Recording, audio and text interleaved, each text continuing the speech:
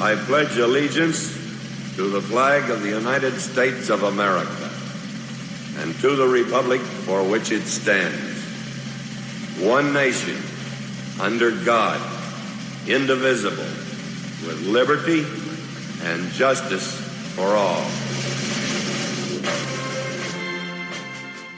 Welcome to the Vietnam Veterans News Podcast. News of interest about Vietnam veterans from a Vietnam veteran.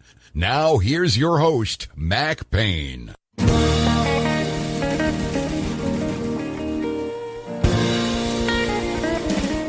This is Mac Payne here with episode 1724 of the Vietnam Veteran News Podcast. News about the Vietnam War and the brave veterans who served there, as told to you by yours truly, a Vietnam veteran, along with Dr. Robert M. Rodrigues, the renowned history professor at Duquesne University and University of Pittsburgh.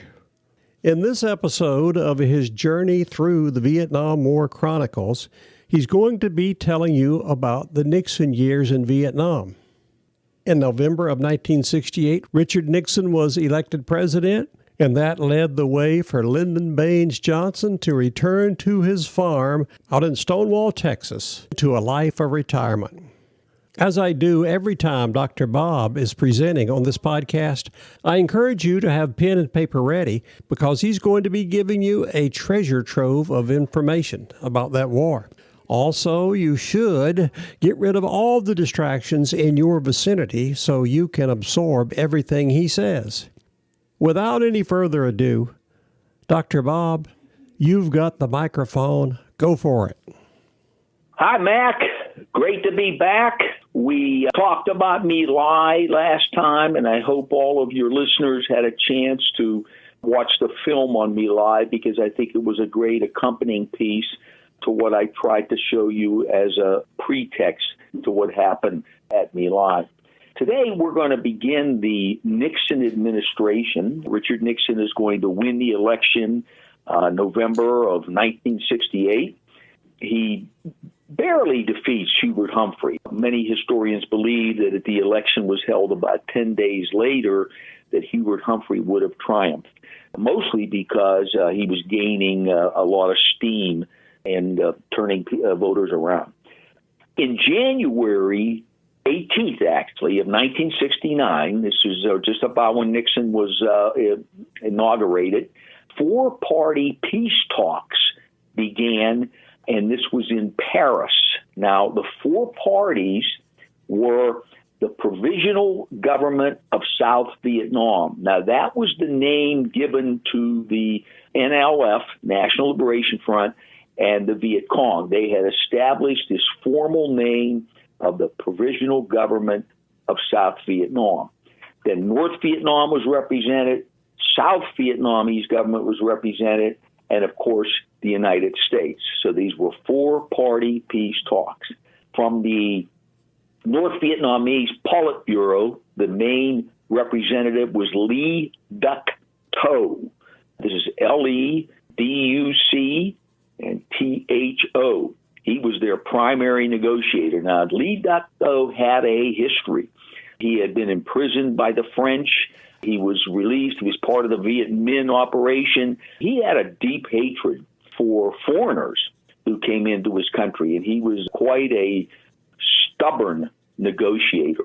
Representing the United States at these talks was the National Security Advisor at the time, Henry Kissinger. So those two were going to essentially face off. Even though the four-party peace talks are going to occur there in Paris, there were many, many sidebar secret meetings, primarily between Kissinger and his short staff, as well as Le Duc Tho. In April of 1969, American troop strength peaks at 543,400. I might have said on a previous podcast 643. If I did, I was in error. The peak is 543,400 men and women in Vietnam. On July 8th, Richard Nixon, to fulfill a campaign promise, begins a troop withdrawal, and his first troop withdrawal was 25,000 in August of 1969. By October of 1969, that number went down to 505. By the end of the year, it will be at 475,000. So in that first year that Richard Nixon was the president, he did bring down about, close to 75,000 troops out of Vietnam. In July of 1969, there was a botched attempt in Cambodia. We had illegally sent in some SOG groups. SOG is study and observation groups, as well as some Green Beret, et cetera.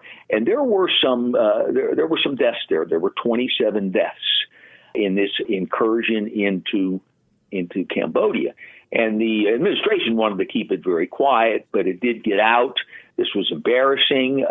Henry Kissinger had to express an apology, and Nixon was very upset by this. But on July 20th, Neil Armstrong is going to walk on the moon, and this is going to give him a recess, from the problems that were occurring in Cambodia. As we know, August 15th, the Woodstock event occurred over the next 3 days. And then by October the 15th, the first National Vietnam Moratorium Day is observed across the country. This was the brainchild of David Hawk and Sam Brown. These were two protesters who organized and really wanted to have an effect on college campuses, up to 300 of them, to have a protest. This really caught on. Even Boston Commons had a attendance of about 100,000 people in protest in this, what we call the National Vietnam Moratorium Day. Moratorium meaning just kind of like a timeout. Let's see what's going on here. On November the 3rd, Nixon is going to unveil his Vietnamization strategy. There's an interesting sidebar to this. When this plan first came out, and I'll describe it to you in a moment, it was called de-Americanization. In other words, we're going to pull Americans out of Vietnam slowly. That's essentially what Vietnamization is going to be. Melvin Laird, who was the Secretary of Defense, bargained to change that name. He did not like the name de-Americanization. It sounded exactly what was happening. Americans were pulling out. And so it got changed to Vietnamization. In other words, in a more positive light, we're turning it over to the Vietnamese, and we are going to support them. So basically, Vietnamization was the strategy that brought American troops home while increasing the air war over North Vietnam and relying on the ARVN for ground attacks. So we were trying to pull our troops out so that the majority of our effort in Vietnam was going to be from the air.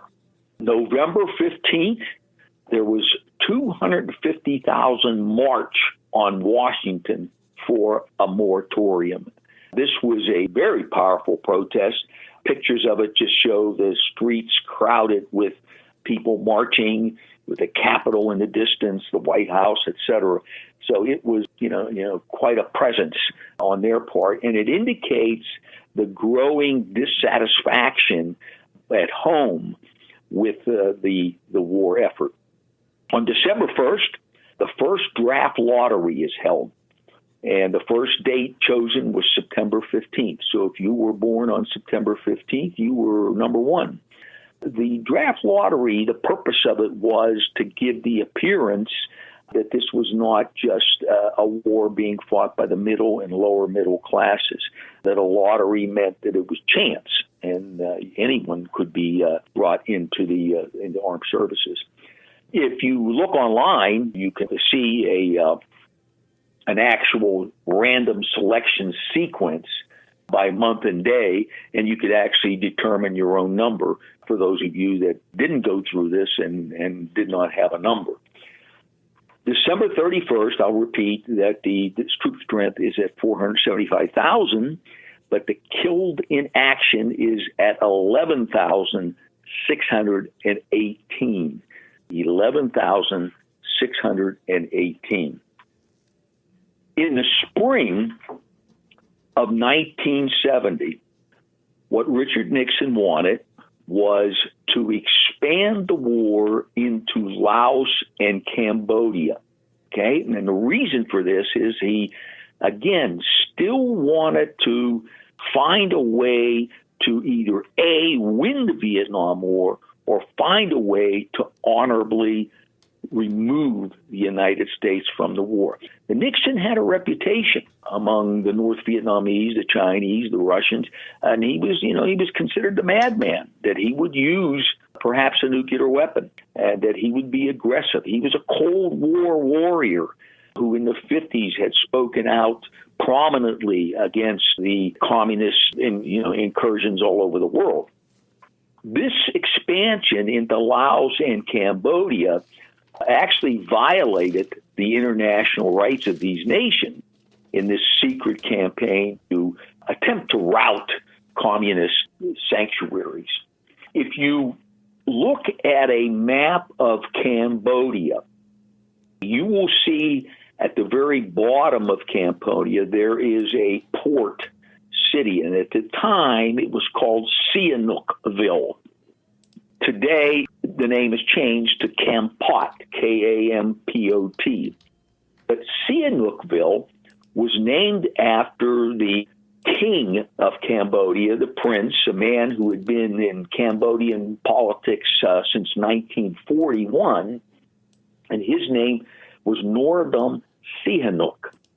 He essentially was a neutralist, but he did allow Viet Cong and North Vietnam into Cambodia as sanctuaries, and he allowed them to use the port of Sihanoukville to bring in supplies. The port, of course, was named after him at the time. And this is why Nixon feels it was essential to prosecute the war in Cambodia and to a degree in Laos with the Ho Chi Minh Trail. Sihanouk was overthrown in a coup by his prime and defense minister, a man by the name of Lon Nol. It's Lonnol. And Lon Nol closed the port and ordered the North Vietnamese out of the sanctuaries. He became somewhat pro-United States. He used ethnic Vietnamese who lived in Cambodia as hostages to prevent a reign of terror against Cambodians. And he used a lot of other techniques as well that were pretty outlandish, but he tried to protect Cambodia from, a retribution by the North Vietnamese. Now, later on, after the war with the United States, Vietnam is going to invade Cambodia. That's a whole other story. Sihanouk, in exile, went to China and then to North Vietnam, and he aligned himself with the Cambodian Liberation Front, which was essentially a communist group that later are going to become known as the Khmer Rouge. That's KHYMER ROUGE. And they become the auspices of Pol Pot.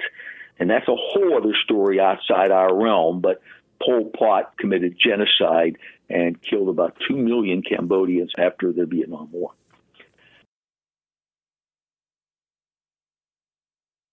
We're going to take a break here in Dr. Bob's journey through the Vietnam War Chronicles. In the next episode, he'll get more into the protests that were going on during the Nixon years of the Vietnam War. I highly encourage you to hear what Dr. Bob has to say about that episode in the Vietnam War. Thank you for listening in this episode as he talked about the Nixon years in that war. You are cordially invited to come again soon and often to listen to more that will be coming your way on this podcast, the Vietnam Veteran News. If you like what you hear, then